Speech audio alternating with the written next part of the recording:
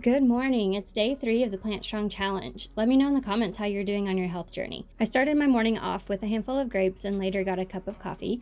My husband was so sweet and sent me a picture of his breakfast. This is that oatmeal bake. He said he poured some milk over it, cut some strawberries up, and then sprinkled some PB2 peanut butter powder over it. He took the same thing for lunch today because he had some leftover and he added this to it. I found these at Walmart. I got 3 different flavors.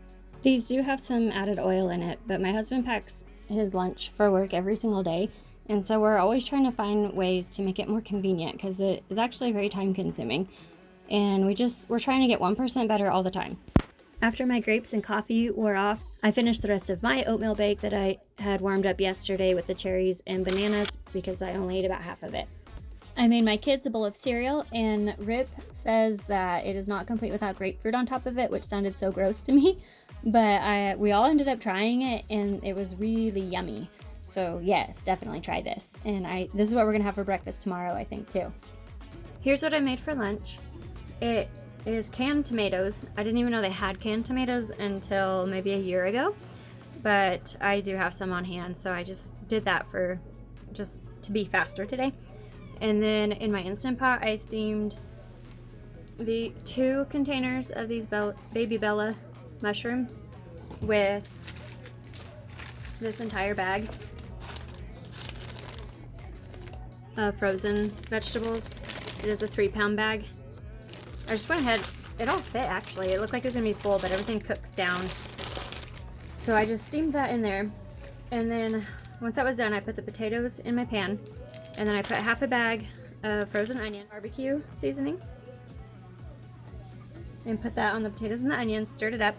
And then I made a sauce with this California balsamic, smoked hickory balsamic.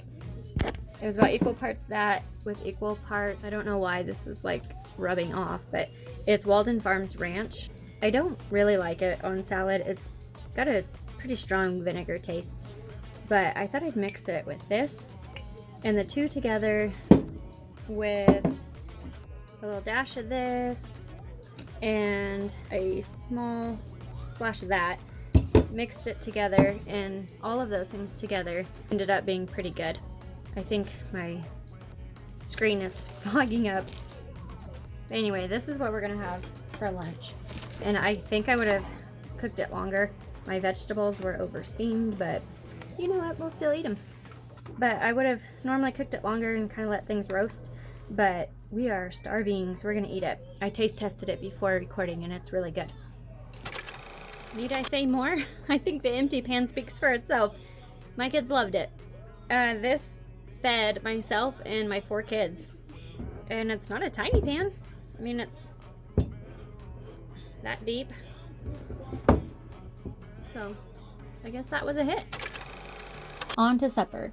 I'm going to make an enchilada bake that my daughter has been requesting me to make for quite some time now. I made it before and my kids just super loved it, and I haven't made it since then, so I thought, why not do it now? I baked the tortillas in the oven for a little bit. They're whole wheat tortillas, because the first time I made this, I did it because I had some tortillas that got left open, the baggie did, and so they dried out. So I thought, you know what, let's toast it, dry them out a little bit. So I start with a layer of the green enchilada sauce on the bottom and lay down my first 2 tortillas, and then put on a layer of the beans that I had already prepped yesterday, and then I put chickpeas on top of that, and then sprinkle the pinto bean seasoning and this taco seasoning from Deliciou, which I have an unboxing video of that I will link in the description. And then you get the idea, you just keep layering. I used a total of 6 tortillas and 2 cans of chickpeas and a large, I'm not sure how many ounces it is, of the enchilada sauce. The top 2 tortillas I didn't toast, I kept those soft. Keeping them soft and letting them brown in the oven gives it a cheesy look. My kids asked me if it was cheese. Here is the finished enchilada bake. I cooked it for an hour at 350. I had it covered with foil until the last 15 minutes, and then I uncovered it. I'm just gonna leave it sitting in the oven until my husband gets home from work, so hopefully we can all enjoy a meal together. And then while that was cooking, I just got a salad ready. It's about half a bag of this broccoli slaw that I need to use up, a head of lettuce, and then the broccoli slaw. And I just cut up some tomatoes. I love to eat my salad and everything just on top of my enchilada. See what a difference browning it does? Once again, my family cleared the pan and they were begging me for more. It's so simple to make, and this is definitely going to become a regular for sure. Thank you so much for watching. I hope this video was helpful.